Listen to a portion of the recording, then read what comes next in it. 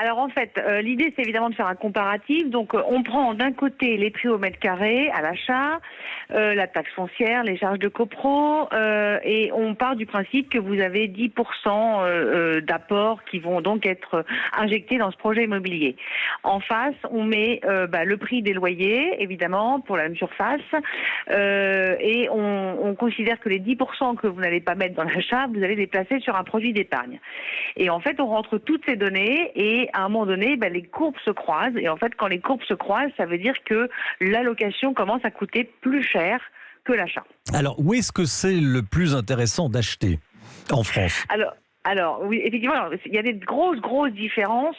Aujourd'hui, les villes où c'est vraiment, il faut acheter très très vite, c'est Perpignan, Le Mans, Nîmes, Le Havre, Limoges, Grenoble. Enfin, voilà, il y en a une bonne vingtaine où vous êtes sur une durée inférieure à 2 ans. D'accord. De détention minimum. Ça veut dire qu'au bout de 2 ans, c'est amorti. Exactement. Ça veut dire qu'en fait, ça veut dire que si vous restez locataire plus de 2 ans, vous commencez à perdre de l'argent. D'accord. Alors, inversement, où est-ce que c'est pas intéressant d'acheter ? Ou alors, où est-ce que c'est intéressant d'acheter, mais à très long terme ? C'est ça. Alors, en fait, c'est ça. C'est-à-dire qu'il y a des villes où vous allez être obligé de garder le bien plus longtemps parce que sinon, vous allez perdre un peu d'argent. D'autant qu'on tient compte quand même, je précise, quand même d'une éventuelle plus-value. On fait bouger un peu les prix au fur et à mesure des années. Donc, c'est pas totalement statu quo. Donc, évidemment, sans surprise, les villes où les prix de l'immobilier sont les plus chers.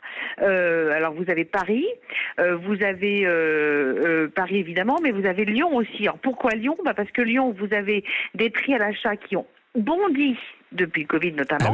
On est à plus de 5 500 € du mètre carré. Et vous avez des prix à la location qui n'ont pas bougé et qui sont finalement beaucoup moins élevés. Donc, en gros, à surface équivalente, la location vous coûte beaucoup moins cher. Et en fait, c'est vraiment ce delta et ce croisement de courbes et de coûts qui fait que, par exemple, à Lyon, si on prend l'exemple, parce que c'est la ville la plus mal classée, si je puis dire, il faut garder son bien 28 ans et on est sur un bien de 70 mètres carrés pour ne plus perdre d'argent. Effectivement. Merci beaucoup Maëlle Bernier. Merci d'avoir été en direct avec nous.